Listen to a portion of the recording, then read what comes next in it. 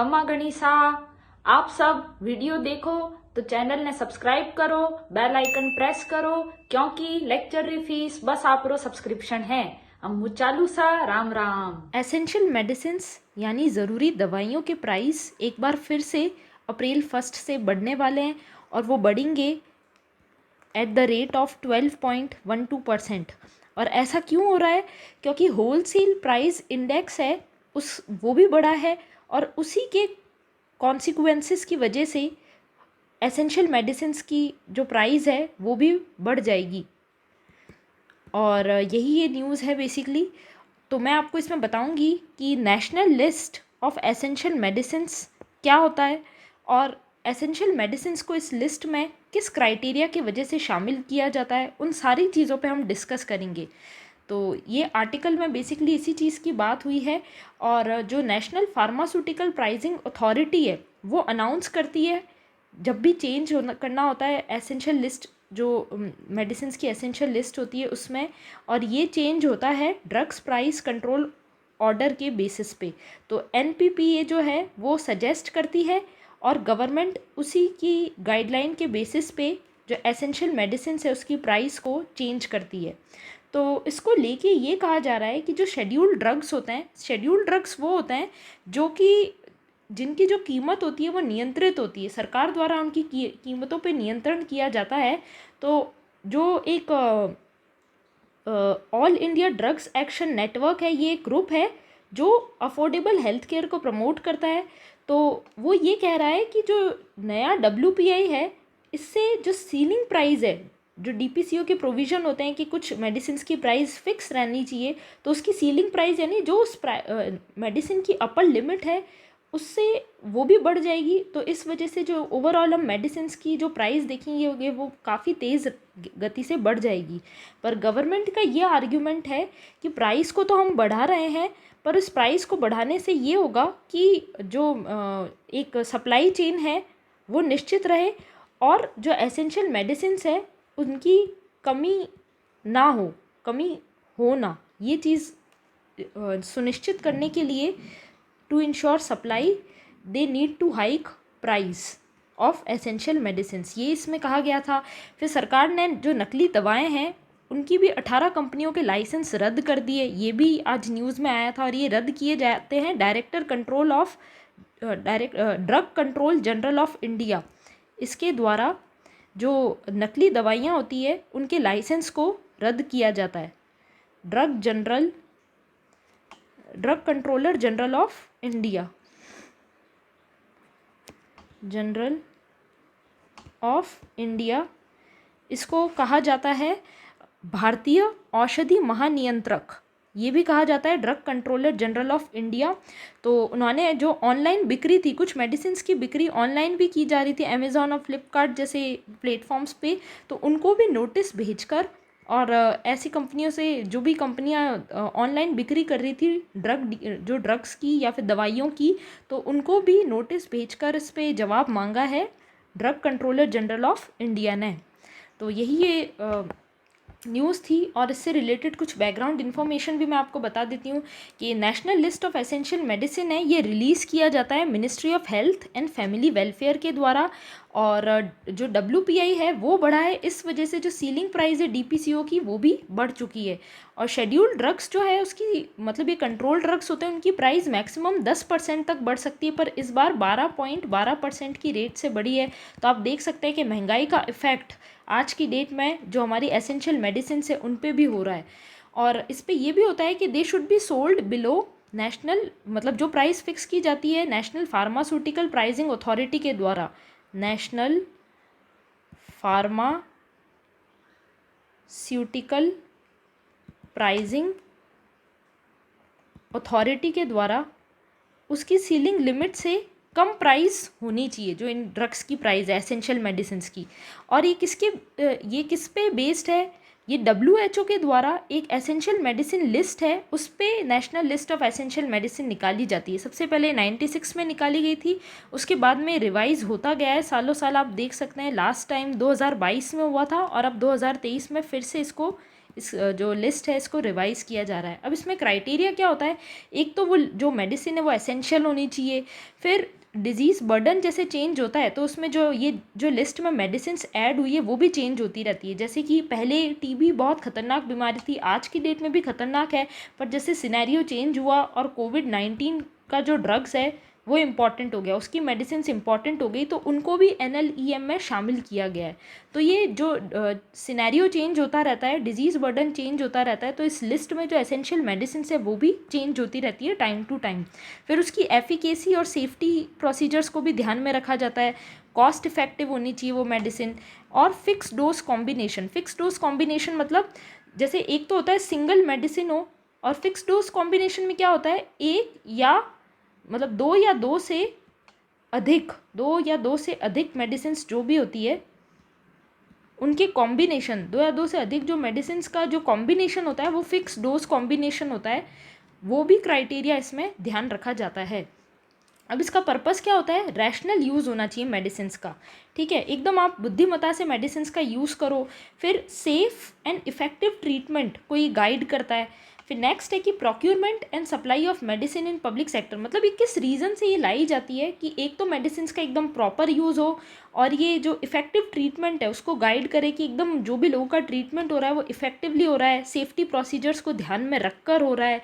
फिर जो procurement and supply of medicine है, जो पब्लिक सेक्टर में, जो भी पब्लिक सेक्टर यानी जो गवर्नमेंट हॉस्पिटल्स हो गए, जो मेडिकल का जो पब्लिक सेक्टर क्या हुआ, गवर्नमेंट हॉस्पिटल्स, तो उसमें भी इन मेडिसिन्स का सप्लाई सुनिश्चित हो, मतलब सप्लाई चेन में कोई प्रॉब्लम नहीं आए, इसलिए इस तरीके की इसको मतलब कंट्रोल सेक्टर में रखा जाता है national list of essential medicine को।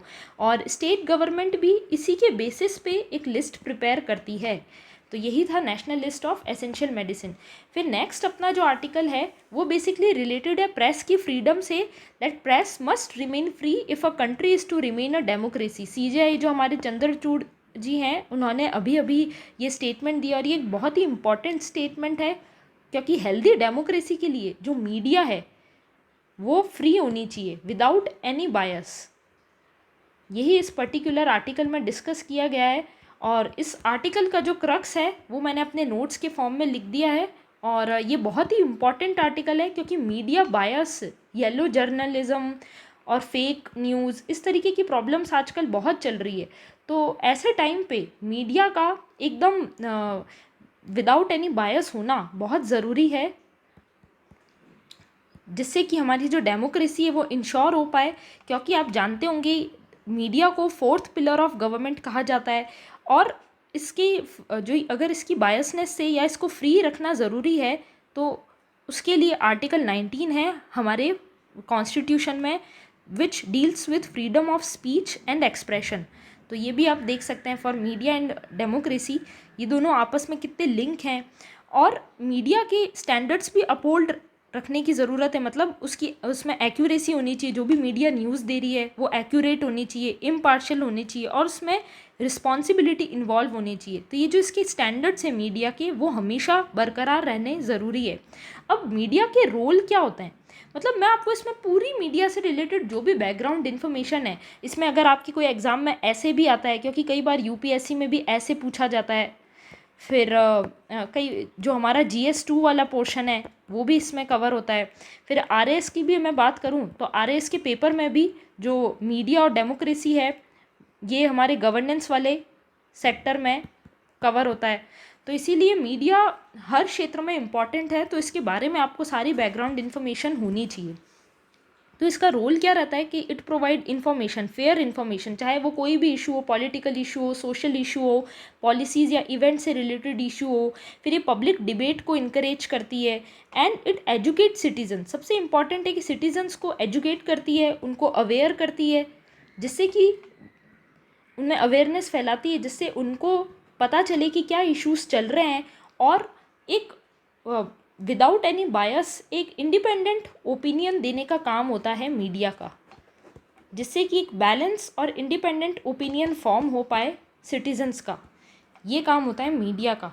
तो मीडिया को जनरली हम ये एक्सपेक्ट करते हैं मीडिया से कि वो कोई एक्सट्रीम ओपिनियन ना दें, कोई भी एक्सट्रीम ओपिनियन या कोई वन साइडेड ओपिनियन से मीडिया को बचना चाहिए, और हमेशा एक इंडिपेंडेंट एंड बैलेंस ओपिनियन हम एक्सपेक्ट करते हैं मीडिया से, पर उसमें काफ़ी चैलेंजेस है, जैसे media bias and at present it lacks objectivity. Objectivity क्या होता है कि कोई मतलब मीडिया जो होती है उसका ये होना चाहिए कि वो किसी एक पर्सनल किसी पॉलिटिकल पार्टी को सपोर्ट ना करे। किसी पार्टी में कुछ चीज़ें अच्छी हो सकती, किसी पार्टी में कुछ चीज़ अच्छी हो सकती है, तो उन सारी चीज़ों को ऑब्जेक्टिवली एनालाइज करे कि अगर कोई फॉर एग्जांपल अगर आप पार्टी ने एजुकेशन के क्षेत्र में अच्छा काम किया है और अगर बीजेपी ने किसी पर्टिकुलर दूसरे क्षेत्र में अच्छा काम किया या कांग्रेस ने किसी दूसरे क्षेत्र में अच्छा काम किया, तो सारी पार्टीज़ को ऑब्जेक्टिवली एनालाइज करें, ये मीडिया से उम्मीद रखी जाती है। पर आज के टाइम पे मीडिया बायस हमें देखने को मिलता है, जिसे कई बार हम न्यूज़पेपर में ऐसी कैची हेडलाइंस भी देखते हैं, गोदी मीडिया, ऐसे भी कई इंडिपेंडेंट मतलब यूट्यूब पे भी आप देखते होंगे। गोदी मीडिया इन द सेंस यही होता है कि मीडिया बायसेस से लिप्त है, तब इस प्रकार के टैग्स दिए जाते हैं मीडिया को। फिर ये पोलराइज पब्लिक ओपिनियन है वो फॉर्म ना हो, उसका भी मीडिया को ध्यान रखना चाहिए, क्योंकि अगर ऑब्जेक्टिविटी नहीं होगी तो एक पोलराइज पब्लिक ओपिनियन फॉर्म होगा और जो ट्रस्ट होता है मीडिया से वो भी डिक्रीज़ होता है। फिर और क्या चैलेंजेस है, फेक न्यूज़ की बहुत प्रॉब्लम रहती है, कॉरपोरेट इन्फ्लुएंस बहुत रहता है, क्योंकि आज की डेट में आप जानते होंगे लार्ज कॉरपोरेट्स हैं वो मीडिया हाउसेस को ख़रीद लेते हैं, तो उससे क्या होता है कहीं ना कहीं जो डिसेंट है, जो नॉर्मल पब्लिक वॉइसेस है वो कहीं ना कहीं दब जाती है, ट्रांसपेरेंसी रिड्यूस हो जाती है, अकाउंटेबिलिटी कम हो जाती है। जैसे आपने सुना होगा कि अडानी जो है उन्होंने अडानी कंपनी ने एनडीटीवी को ख़रीद लिया था, तो ये आप देख सकते हैं इसमें कितना कॉरपोरेट इन्फ्लुएंस रहता है ना। तो ये एक कहीं ना कहीं डिसेंट को, जो लोगों का पब्लिक वॉइस है उसको कहीं ना कहीं सप्रेस करता है, ट्रांसपेरेंसी और अकाउंटेबिलिटी को कॉम्प्रोमाइज़ करता है। फिर कई बार गवर्नमेंट सेंसरशिप भी होती है, जो पार्टी पब्लिक में मतलब जो पार्टी रूलिंग पार्टी होती है वही गवर्नमेंट का फॉर्मेशन करती है, तो वो भी सेंसरशिप जैसे केसेस भी आपको सुनने में मिलते हैं, उससे भी एक मीडिया का जो इंडिपेंडेंस है वो कहीं ना कहीं चैलेंज होता है। फिर इशू ऑफ लेजिटिमेसी, लेजिटिमेसी यानी विदाउट एनी पॉलिटिकल बायस, कोई कमर्शियल इंटरेस्ट ना हो, सेंसेशनलिज्म ना हो, ऐसा होता है तो ये कहीं ना कहीं इसकी लेजिटिमेसी इम्पैक्ट होती है मीडिया की, है ना। और एक जो जर्नलिस्टिक स्टैंडर्ड्स, जैसे मैंने आपको स्टार्टिंग में बताया ना कि स्टैंडर्ड्स क्या होते हैं कि वो इम्पार्शियल हो, रिस्पॉन्सिबल हो, मीडिया एक्यूरेट इन्फॉर्मेशन दे, तो ये सारी चीज़ें होना बहुत ज़रूरी है। फिर जेंडर डाइवर्सिटी भी होना ज़रूरी है, क्योंकि एक पर्टिकुलर अगर जेंडर मतलब वैसे आप देखेंगे कि आजकल जो मीडिया हाउसेज है उसमें जेंडर डाइवर्सिटी इंक्रीज़ हो रही है, क्योंकि अगर जेंडर डाइवर्सिटी नहीं होती है तो कहीं ना कहीं पैट्रियार्कल जो हमारी सोसाइटी है, पैट्रियार्कल जो नॉर्म्स हैं वो प्रमोट होते हैं। तो ये इससे रिलेटेड कुछ चैलेंजेस थे। फिर वे फॉरवर्ड क्या हो सकता है, मतलब इसमें क्या स्टेप्स लेने चाहिए जिससे कि मीडिया की जो हम कह सकते हैं ट्रांसपेरेंसी है वो इंश्योर हो। तो इसमें ये होना चाहिए कि it should promote accuracy and fact checking, मतलब जो मीडिया में जो भी न्यूज़ हो रही है उसका प्रॉपरली जो फैक्ट्स है उनको चेक करके और उसकी एक्यूरेसी को ध्यान में रख के फिर न्यूज़ आनी चाहिए। क्योंकि कई बार क्या होता है कि बिना किसी मतलब उस न्यूज़ के बारे में पूरी बैकग्राउंड इन्फॉर्मेशन जांचे मीडिया कोई भी न्यूज़ को प्रमोट कर देती है और किसी पर्टिकुलर पक्ष को गिल्टी ठहरा देती है, तो ये चीज़ सही नहीं होती है, क्योंकि इससे क्या होता है एक बायस पब्लिक ओपिनियन फॉर्म होता है और पोलराइज ओपिनियन फॉर्म होता है। तो इसीलिए क्या होना चाहिए, एक फैक्ट चेकिंग अथॉरिटी होनी चाहिए और इट शुड प्रमोट एक्यूरेसी। फिर hold those in power accountable, media को क्या करना चाहिए, जो भी पार्टी रूलिंग पार्टी है उनको अकाउंटेबल ठहराने के लिए पूरी कोशिश करनी चाहिए कि जो भी रूलिंग पार्टी है वो अकाउंटेबिलिटी को इंश्योर करके और फिर कोई भी एक्ट को पास करे। और it should foster public discourse, मतलब जो लोग हैं वो डिबेट कर सकें इंडिपेंडेंटली, डिस्कशन हो सके, ये सारी चीज़ें फैसिलिटेट करनी चाहिए मीडिया को। And it should avoid bias. फिर addressing online harassment to journalist, मतलब जो जर्नलिस्ट होते हैं कई बार उनको भी ऑनलाइन हैरेसमेंट का शिकार होना चाहिए, कई बार ऐसा होता है कि वो ऑनलाइन हैरेसमेंट का शिकार हो जाते हैं जर्नलिस्ट, तो ये चीज़ भी इसको भी रोकना बहुत ज़रूरी है और इसको भी सरकार एड्रेस कर सकती है। जैसे कि एक पॉलिसी लाई जा सकती है which gives legal protection to journalist by government, तो इस चीज़ को भी इंश्योर किया जा सकता है, क्योंकि कई बार उनको थ्रेट्स, जो इंडिपेंडेंट मीडिया हाउसेस होते हैं उनको थ्रेट्स का भी सामना करना पड़ता है। तो इस प्रॉब्लम को भी सॉल्व करने की ज़रूरत है और इंडिपेंडेंट जर्नलिस्ट को प्रमोट करना ज़रूरी है। मीडिया लिटरेसी प्रोग्राम होने चाहिए जिससे लोगों में अवेयरनेस आए और वो खुद फैक्ट चेक कर पाएँ कि ये कोई पर्टिकुलर न्यूज़ है वो फेक है या रियल है। And the last but not the least, media ethics जो हैं, मीडिया एथिक्स जो इन्वॉल्व करते हैं ट्रुथ को, एक्यूरेसी को, फेयरनेस को, इम्पार्शलिटी को, अकाउंटेबिलिटी को, ये सारी चीज़ों से मीडिया हाउसेस को एडर करके रहना चाहिए। तभी जो हमारा फोर्थ पिलर है डेमोक्रेसी का वो इंश्योर हो पाएगा, वो मतलब इंटैक्ट रह पाएगा, और मीडिया की फ्रीडम भी इंश्योर रह पाएगी, और लोगों में एक बैलेंस और इंडिपेंडेंट ओपिनियन फॉर्म हो पाएगा। ये न्यूज़ थी मीडिया से रिलेटेड। आई होप सो आपको अच्छे से आर्टिकल समझ में आ गया होगा। आपको अब ये पसंद आ रहे हैं न्यूज़ आर्टिकल्स तो आप प्लीज़ चैनल को लाइक भी करते रहें और अपने जो भी फ्रेंड्स है, जो भी आपका ग्रुप है, उसमें भी न्यूज़ को शेयर करते रहें। अब नेक्स्ट न्यूज़ क्या है? नेक्स्ट न्यूज़ बेसिकली रिलेटेड है जो digital personal data protection bill आया था 2022 में, उससे रिलेटेड है। और उसको लेके जो ये आर्टिकल है आज द हिंदू में आया था, और उसमें बेसिकली बात की गई है इस आर्टिकल में पर्टिकुलरली एक ही फैक्टर की बात की गई है, सेक्टर रेगुलेशन की, कि जो पर्टिकुलर कोई भी जो जिसके भी पास में डेटा हमारा प्रोसेस होता है, जो कंज्यूमर से उनका डेटा प्रोसेस होता है, तो किसी पर्टिकुलर सेक्टर रेगुलेशंस उसमें नहीं रहने चाहिए, इसकी बेसिकली बात की गई है। Digital personal data protection bill 2022 जो है ये बेसिकली रिवाइज डॉक्यूमेंट है। फर्स्ट ये पास हुआ था पर्सनल डेटा प्रोटेक्शन बिल 2019। तो 2019 में इसको लेके काफ़ी प्रॉब्लम्स आई थी, तो उन्हीं प्रॉब्लम्स के ऊपर काम किया गया है और फिर से 3 साल बाद इस डॉक्यूमेंट को लाया गया है, इस बिल को पर्टिकुलरली लाया गया है। तो ये क्यों लाया गया है? क्योंकि 2017 में सुप्रीम कोर्ट का एक जजमेंट आया था, 9 जजेस की बेंच थी, और उसमें ये जजमेंट आया था KS पुत्तुस्वामी जजमेंट। तो उसमें बेसिकली बात की गई थी राइट टू प्राइवेसी की, तो उसी को लेके पर्सनल डेटा प्रोटेक्शन बिल लाया गया था। और राइट टू प्राइवेसी है ये बेसिकली कवर होती है हमारे आर्टिकल 21 में। आर्टिकल 21 है हमारा राइट टू लाइफ, और उसी का पार्ट है राइट टू प्राइवेसी। इसको लेके UPSC के प्रीलिम्स में भी 2 से 3 बार ये क्वेश्चन पूछा जा चुका है प्रीवियसली, तो आप PYQs भी देख सकते हैं, उसमें भी ये चीज़ आ रखी है। और मेंस में भी अब ये बिल है उसके ऊपर क्वेश्चन आ सकता है, क्योंकि बहुत इंपॉर्टेंट है। तो अब इसमें चेंज क्या किया गया है? As per joint parliamentary committee उसने इस पर काम किया और उनके रिकमेंडेशंस को भी इसमें शामिल किया है, और उनके रिकमेंडेशंस के बेसिस पे ही इसमें कुछ चेंज किए गए हैं। जैसे पहले क्या था, पहले जो गवर्नमेंट थी वो बहुत रिजिड थी कि कोई भी क्रॉस बॉर्डर डेटा फ्लो नहीं होना चाहिए। मतलब जो सारा डेटा है वो स्टोर पूरा हमारी जो कंट्री है इंडिया की बॉर्डर में ही सारा डेटा स्टोर होना चाहिए। इस चीज़ का उन्होंने ध्यान रखा था कि सारा डेटा इंडिया में ही रहे, कोई भी क्रॉस बॉर्डर डेटा फ्लो ना हो। पर अब क्या किया है, अब इस बात पे कंसेशन दिया गया और एक सॉफ्ट स्टैंड लिया है डेटा लोकलाइजेशन को लेके। मतलब country to country trade agreement को ये प्रमोट करेगा, और ऐसी कंट्रीज़ जिनके साथ में इंडिया ने पहले कुछ डील साइन कर रखी हो, या कुछ पर्टिकुलर कंट्रीज़ के साथ में इंडिया डेटा शेयर कर पाएगा, और वहाँ पे cross border data flow allow होगा। ठीक है। और डेटा प्रिंसिपल का जो राइट टू विड्रॉ है, मतलब अगर वो चाहें तो जो जैसे जो डेटा प्रिंसिपल क्या होता है वो भी मैं अभी आपको एक्सप्लेन करूँगी। तो उनका राइट टू विड्रॉ कंसेंट उसको भी अप्रूव किया गया है इस वाले बिल में। तो पहले मैं आपको एक्सप्लेन करती हूँ डेटा प्रिंसिपल क्या है, डेटा फिड्यूसरी क्या है, इन सारे टर्म्स के बारे में अच्छे से आगे। तो देखिए जो ये जो बिल है इसके क्या फीचर्स है पहले वो मैं आपको बता देती हूँ। तो डेटा प्रिंसिपल इसकी बात की गई डेटा प्रिंसिपल की। डेटा प्रिंसिपल वो होते हैं इंडिविजुअल जिनका डेटा कलेक्ट किया जा रहा है। ठीक है। तो ये जो मैंने डेटा प्रिंसिपल का है इसका मतलब ये हो गया जैसे आप हो गए या कोई भी कंज्यूमर हो गया जिनका डेटा कलेक्ट किया जा रहा है, तो अगर वो चाहें तो अपनी कंसेंट ले सकते हैं दोबारा, कि वो चाहें तो अपने डेटा को इरेज करवा सकते हैं जो भी पब्लिक डोमेन में डेटा पड़ा हो तो। ठीक है।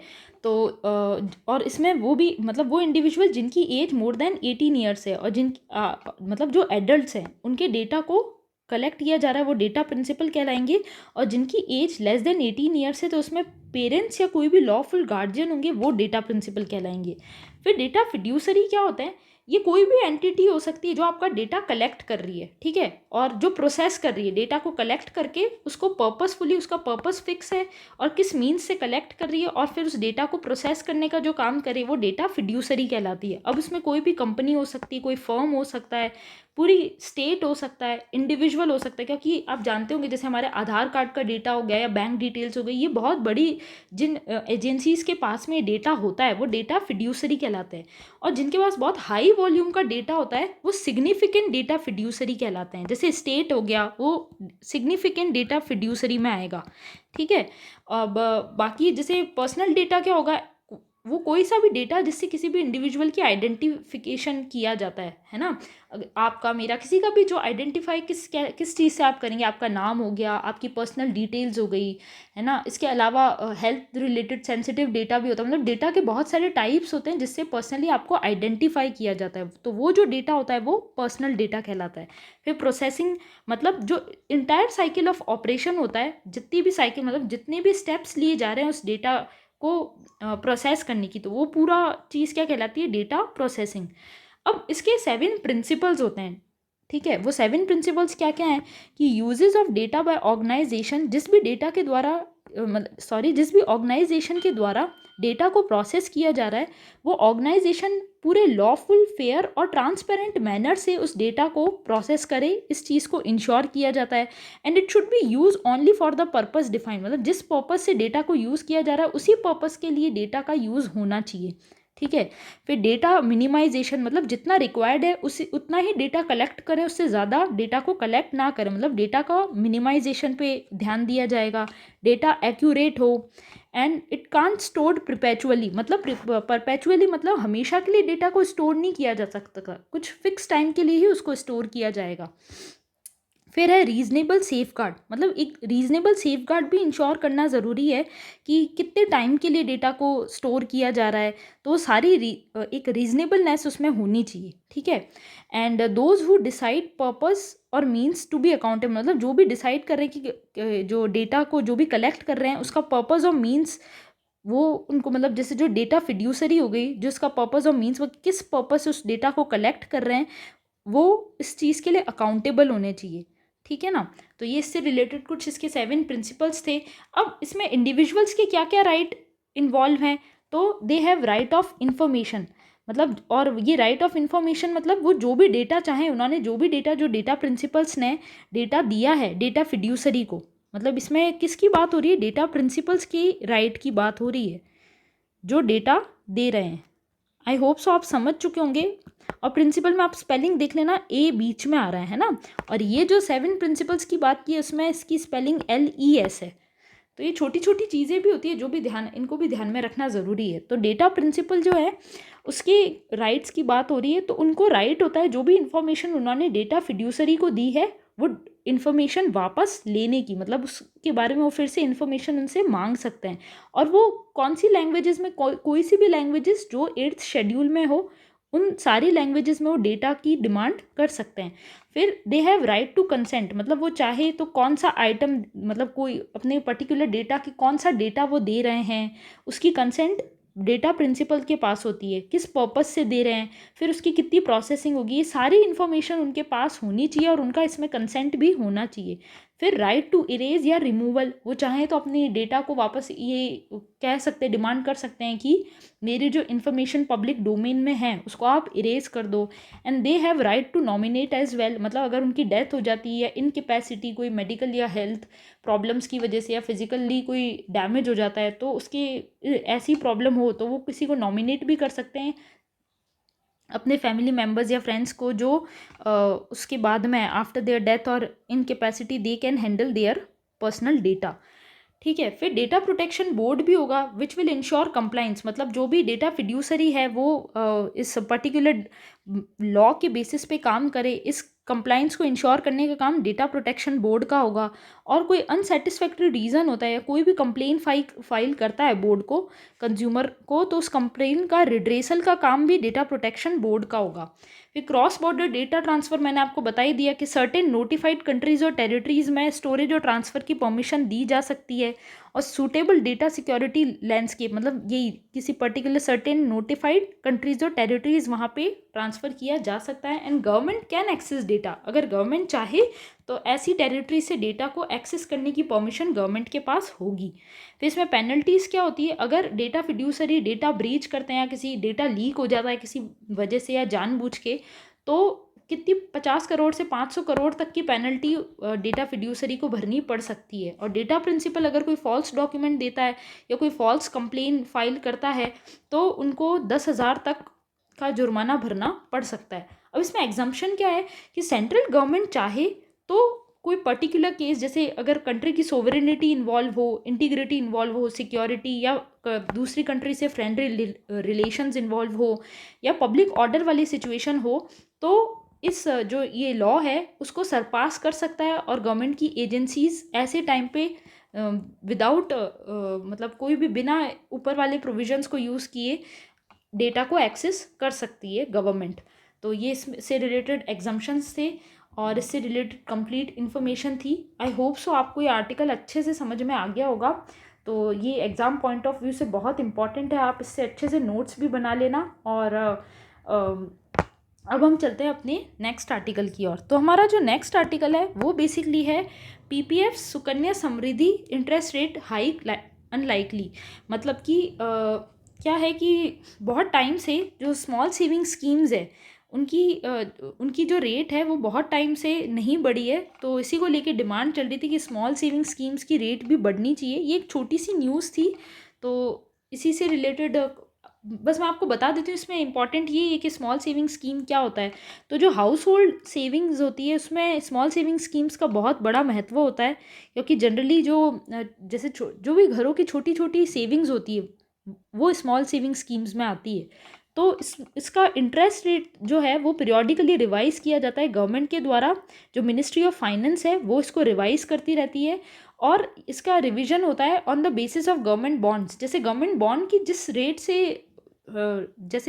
इंटरेस्ट रेट बढ़ती है ना, उसी रेट से स्मॉल सेविंग स्कीम्स की भी इंटरेस्ट रेट बढ़ती है। तो हम कह सकते हैं कि इनडायरेक्टली जो गवर्नमेंट बॉन्ड्स है उस पर ये डिपेंडेंट रहती है स्मॉल सेविंग स्कीम। फिर डिपॉजिटर्स गेट अश्योर्ड इंटरेस्ट, मतलब ये फिक्स होता है कि इतना फिक्स इंटरेस्ट रेट तो डिपॉजिटर्स को मिलेगी ही मिलेगी। और जो भी कलेक्ट किया जाता है अमाउंट, जैसे डिपॉजिटर्स ने जो भी अमाउंट डिपॉजिट किया वो किस में क्रेडिट होता है, नेशनल स्मॉल सेविंग फंड में। और जो फाइनेंस मतलब ये किस चीज़ में यूज़ होता है, गवर्नमेंट की जो डेफिसिट है, गवर्नमेंट डेफिसिट को फुलफिल करने में, जैसे सरकार को जो घाटा होता है उसको कम करने में इस स्मॉल सेविंग स्कीम का बहुत बड़ा महत्व होता है। तो इंडिया में इंडियन पीपल का जो एटीट्यूड है सेविंग का, उससे सरकार के खर्च कम होने में भी बहुत मदद मिलती है। तो आप देख सकते हैं indirectly small saving scheme government deficit को भी कम करने में महत्वपूर्ण भूमिका निभाती है। अब स्मॉल सेविंग स्कीम को हम 3 पार्ट्स में डिवाइड कर सकते हैं। फर्स्ट है पोस्टल डिपॉजिट। पोस्टल डिपॉजिट में आता है सेविंग अकाउंट, टाइम डिपॉजिट यानी एफडी वगैरह आ गया, फिर रिकरिंग डिपॉजिट आ गया, फिर मंथली इनकम स्कीम्स आ गई। ये सारे जो चीज़ें हैं ये हमारे कवर होते हैं पोस्टल डिपॉजिट में। फिर नेक्स्ट है अपना सेविंग सर्टिफिकेट्स। सेविंग सर्टिफिकेट में आता है नेशनल स्मॉल सेविंग सर्टिफिकेट। ठीक है, इसको मैं लिख देती हूँ, national small saving certificate and किसान विकास पत्र। नेशनल स्मॉल सेविंग सर्टिफिकेट, ठीक है। और थर्ड है सोशल सिक्योरिटी स्कीम्स। जो गवर्नमेंट की सोशल सिक्योरिटी स्कीम्स है ना वो भी इसमें कवर होती है। जैसे मैंने सुकन्या समृद्धि योजना आपको बताया ना, वो हो गया, एक पीपीएफ हो गया, फिर सीनियर सिटीजन स्मॉल सेविंग हो गया। ये SCSS मतलब है सीनियर सिटीजन स्मॉल सेविंग। तो ये जो स्कीम्स है ये सारी स्कीम्स आती है स्मॉल सेविंग स्कीम में। तो आई होप सो आपको ये अच्छे से समझ में आ गया होगा कि ये 3 पार्ट्स में डिवाइडेड होती है, postal deposit, saving certificate, social security scheme. और इनका फंड डिपॉजिट किस में होता है, नेशनल स्मॉल सेविंग्स फंड में, नेशनल स्मॉल सेविंग फंड।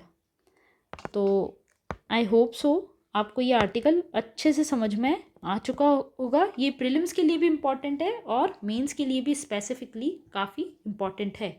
अब है next, एमिड protest finance bill approved by both houses. तो देखिए अभी क्या कंटिन्यूसली प्रोटेस्ट चल रहा है, आपने सुना होगा न्यूज़पेपर में भी काफ़ी न्यूज़ आ रही है, जो राहुल गांधी जी हैं उनके डिस्क्वालिफिकेशन को लेके और बहुत सारी चीज़ों को लेके कंटिन्यूसली पार्लियामेंट में प्रोटेस्ट चल रहा है।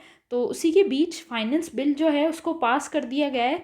तो अभी हम समझते हैं कि फाइनेंस बिल आखिर क्या होता है, हमारे एग्जाम से रिलेटेड क्या इंपॉर्टेंट है वो मैं आपको बता रही हूँ। तो फाइनेंस बिल क्या होता है, which deals with taxes, government क्या क्या एक्सपेंडिचर्स हैं, बोराइंग क्या है उनसे डील करता है, और रेवेन्यूज़ क्या है।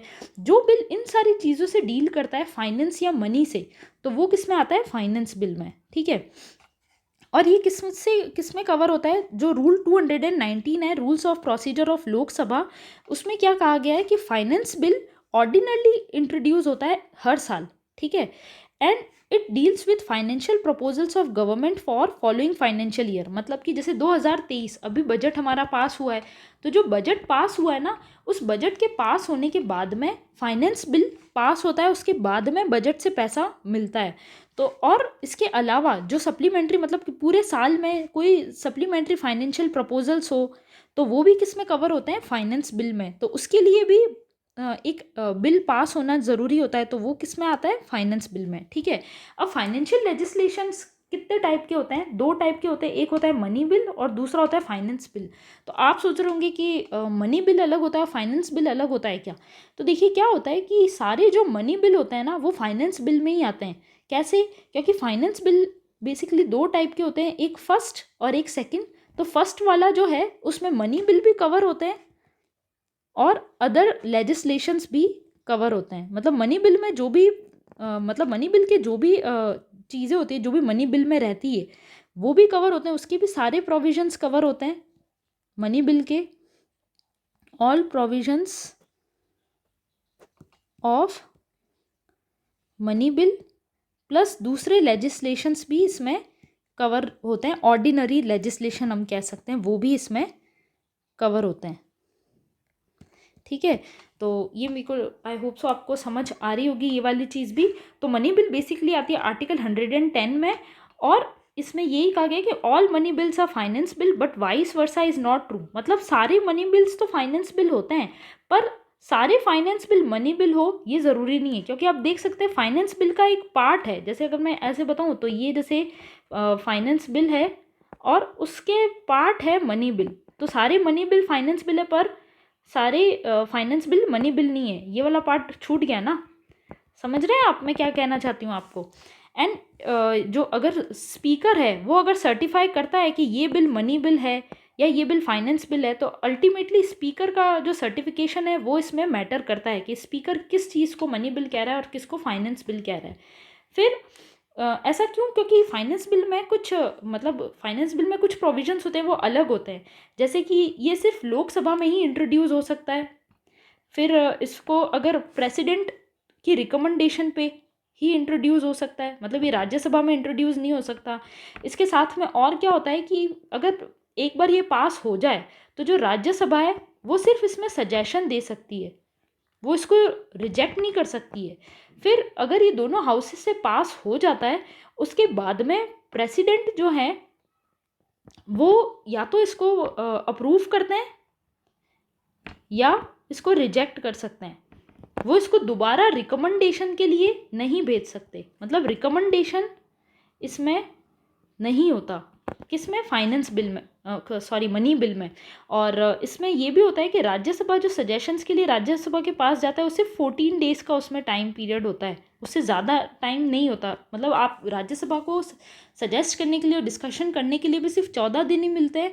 और अगर 14 दिन में राज्यसभा वापस लोकसभा को नहीं भेजती है तो भी ये लोकसभा में मान्य होता है कि ये पास, मतलब माना जाता है कि राज्यसभा ने इसे पास कर दिया है। तो इसको लेके आप देख सकते हैं लोकसभा के पास में काफ़ी ज़्यादा पावर होती है मनी बिल को लेके।